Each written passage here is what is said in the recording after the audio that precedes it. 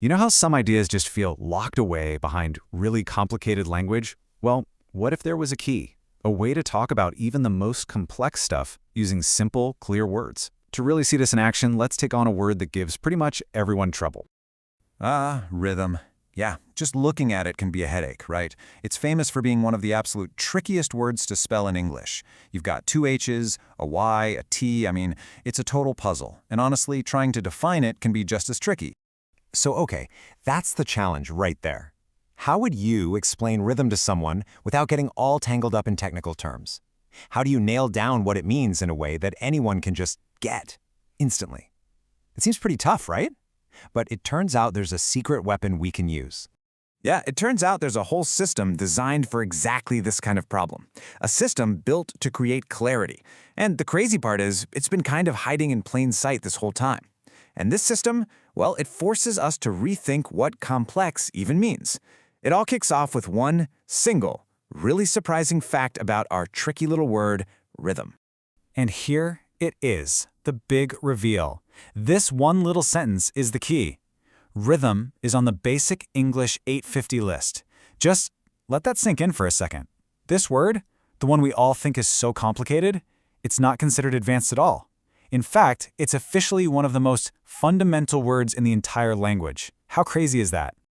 Okay, so what's the big deal with the number 850? What is this list?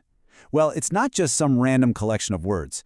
It's a super carefully chosen group of the most essential words you need for clear, everyday communication. Seriously, think of it like the foundational toolkit for the entire English language. This whole thing is called Basic English. It was actually developed way back in the 1930s. And at its heart, it was created to do one thing: break down barriers. It's a system that basically proves you do not need a massive vocabulary to get across really powerful ideas. Its whole purpose is to build bridges. Whether you're teaching, learning, or just trying to get your point across to someone from a different background. All right, so that's the theory, right? Rhythm is officially a basic word, but what does that actually mean in practice? Let's see how this system takes the word and just deconstructs it. And there you have it. Just look at how simple and powerful that is. A rhythm is the part of music that drums do. Bam! You can almost hear it, can't you? It's a definition that doesn't just explain the word, it makes you feel the meaning.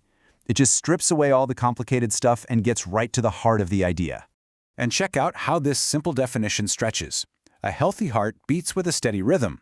A heart doesn't play high or low notes, but it has that steady beat, right? That pattern in time.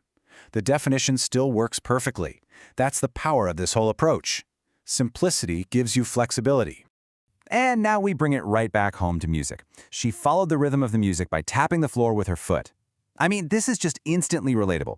It connects that core idea, the part that drums do, to something you can actually do.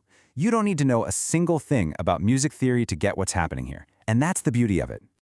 And the system doesn't just stop with the one word. From that simple base of rhythm, you can easily build out other related words like rhythmic and rhythmically. So it's not this restrictive cage, It's more like a really solid foundation you can build on. So, okay, we've broken down one tricky word, but the takeaway here is so much bigger than just spelling or definitions. This is really about a whole philosophy of how we communicate. And this right here is the core idea. When we choose to use simple, direct language, we're basically inviting people in. We're making it easier to share ideas, to learn, and to connect with each other. But unnecessary complexity? It does the exact opposite. It puts up walls, it excludes people, and it makes knowledge feel like it's out of reach. And that's why why basic English really matters. So I'll leave you with this one thought. We just took one of the most notoriously difficult words in the English language, and by using this system, we made it crystal clear. It really makes you wonder, doesn't it? What other big, complex ideas in science, in art, even in our own daily lives are just waiting for the right simple words to come along and unlock them for everyone?